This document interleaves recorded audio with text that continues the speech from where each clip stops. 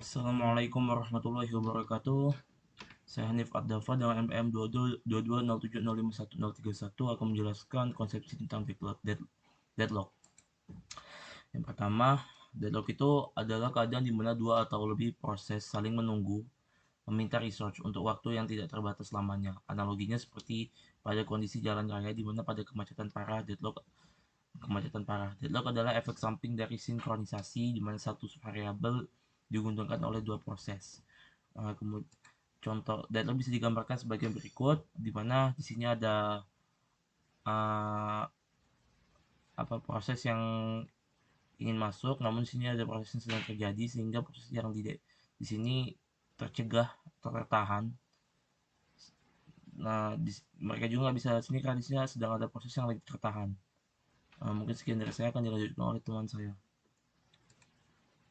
Faktor deadlock itu, deadlock itu terjadi jika memenuhi 4 syarat itu seperti mutual exclusion condition, yaitu di mana sumber daya harus diberikan hanya pada satu proses.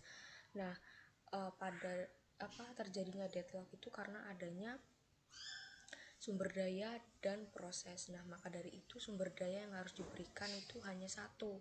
Jika sumber dayanya satu, maka prosesnya juga satu. Terus yang kedua ada halt and wait condition, di mana proses yang sedang memegang sumber daya itu harus menunggu sumber daya yang baru.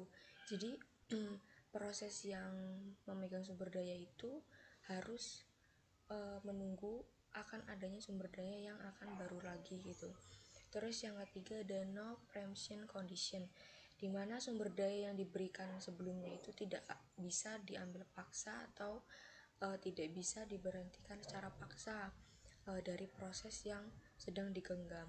Jadi kalau sumber dayanya itu tidak bisa kan sumber dayanya itu tidak bisa diambil paksa atau diberhentikan oleh paksa pada proses yang sedang digenggamnya, maka harus menunggu dulu, harus menunggu dulu salah satu yang harus akan dilepaskan dari proses tersebut. Terus yang keempat ada circular wait condition, di mana harus terdapat rantai sirkuler dari dua proses atau lebih dan masing-masing proses menunggu sumber daya yang digenggam oleh proses berikutnya. Nah, dalam sistem operasi itu terdapat rantai sirkuler dari dua proses atau lebih. Jadi masing-masing prosesnya itu saling menunggu sumber dayanya yang akan digenggam untuk ke proses berikutnya gitu. Nah, kasus deadlock yang biasa terjadi pada sistem operasi itu seperti bisa dilihat dari contoh kasus dengan terdapat dua proses, yaitu seperti proses P1 dan P2 yang saling bergantung dengan sumber dayanya, yaitu seperti R1 dan R2 yaitu sumber dayanya. Lalu setiap proses itu memegang satu sumber daya untuk menunggu sumber daya lain untuk melanjutkan eksekusi. Nah, P1 itu memegang sumber daya R1 dan membutuhkan sumber daya R2 untuk melanjutkan. Lalu P2 memegang sumber daya R1 dan membutuhkan sumber daya R1 untuk melanjutkan. Nah, maka dari kedua proses itu saling terjebak dan menunggu sumber daya untuk dipegang oleh proses lain, dan situasi ini menciptakan deadlock. Jadi deadlock itu terjadi karena adanya proses yang dilakukan secara bersamaan dan ingin dieksekusi secara bersamaan dalam satu sumber daya. Nah, itu bakal terjadi deadlock gitu. Nah, untuk mengatasi deadlock itu bisa melakukan langkah-langkahnya seperti mengidentifikasi proses yang terlibat dalam deadlock. Itu seperti melihat dulu proses P1 dan P2-nya. Lalu yang kedua, pilih salah satu proses yang untuk dihentikan, misalnya P1.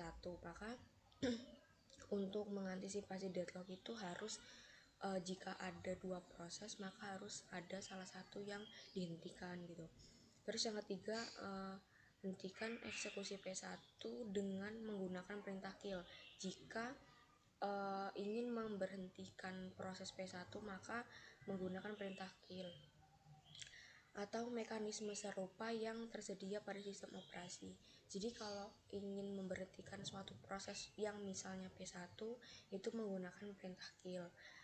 Yang keempat, setelah P1 diberhentikan, maka sumber daya R1 yang dipegang oleh P1 menjadi tersedia. Jadi jika P1 itu diberhentikan, maka si sumber daya R1 itu dipegang oleh P1 dan menjadi tersedia gitu. Terus yang ke 5, P2 dapat melanjutkan eksekusinya karena sumber daya yang dibutuhkan yaitu R1 sudah tersedia. Nah, jika si P1-nya sudah P1 sudah tersedia, maka P2-nya itu dapat melanjutkan eksekusi karena sumber daya di R1 itu sudah diberhentikan dan sudah tersedia gitu, maka dapat dilanjutkan. Yang selanjutnya, dengan P2 melanjutkan eksekusinya, maka sumber daya R2 yang dipegang oleh P2 akan secara dilepas, membuatnya tersedia untuk proses lain jika ada.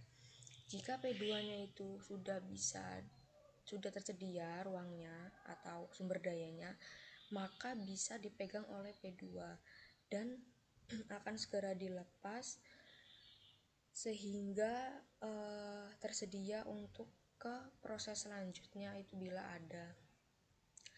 Terus selanjutnya, deadlock itu bakal teratasi oleh proses yang dapat melanjutkan eksekusinya tanpa saling terjebak.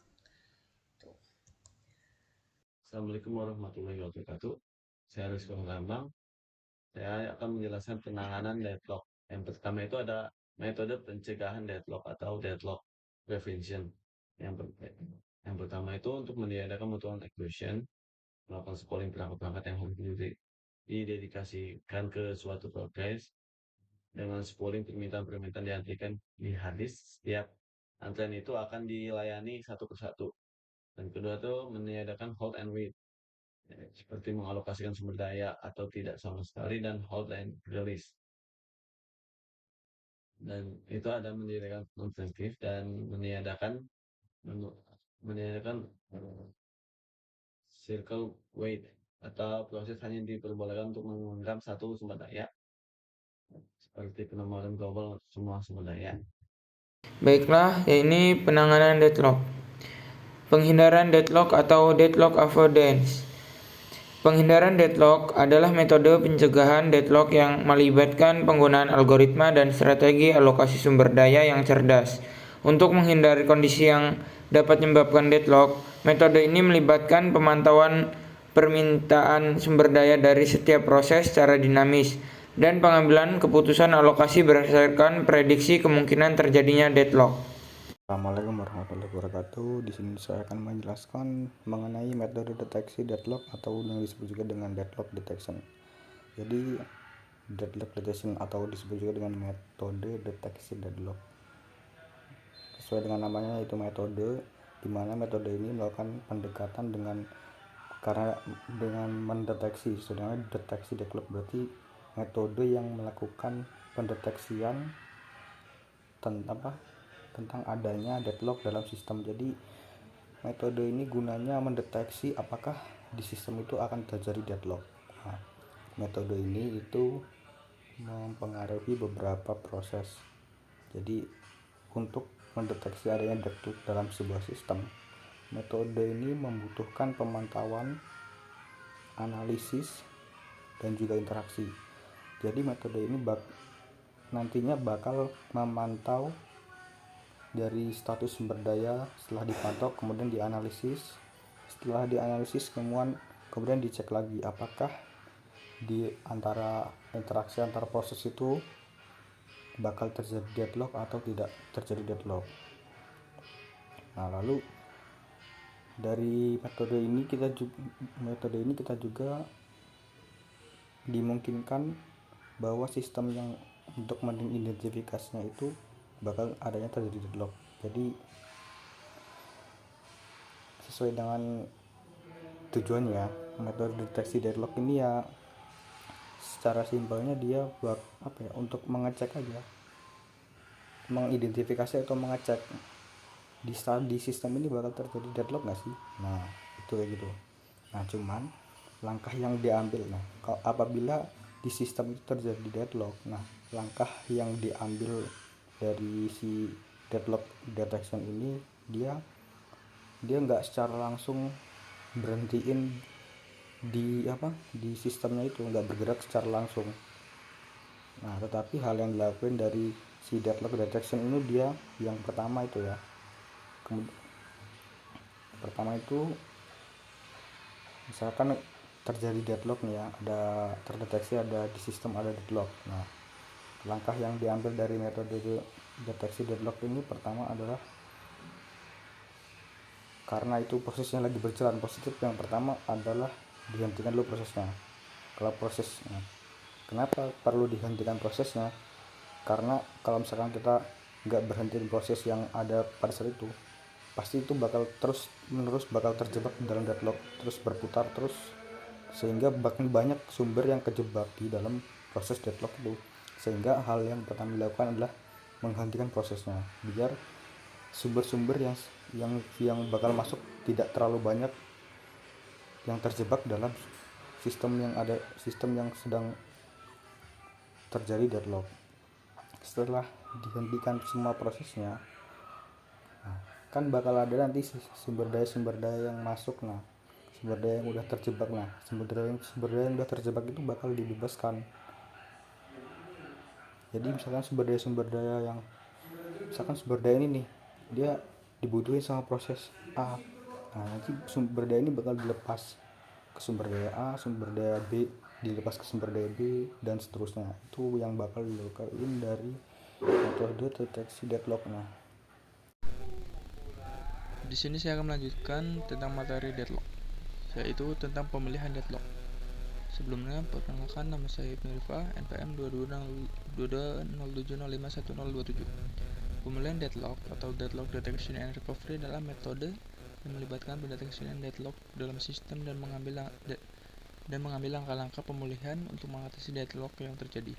Metode ini bertujuan untuk mengembalikan sistem ke kondisi yang stabil dan memungkinkan proses-proses untuk melanjutkan eksekusi mereka. Yang pertama, penghentian paksa dan rekonsiliasi atau forced termination and reconciliation. Kedua, pengurangan prioritas dan realokasi sumber daya atau priority reduction and resource reallocation. Yang ketiga, pengembalian kembali sumber daya atau resource preemption. 4. Penghentian dan pengulangan proses atau process termination and rebooting. Mungkin itu saja yang bisa dapat kami sampaikan pada kesempatan kali ini. Kurang lebihnya mohon maaf. Kami akhiri. Wassalamualaikum warahmatullahi wabarakatuh.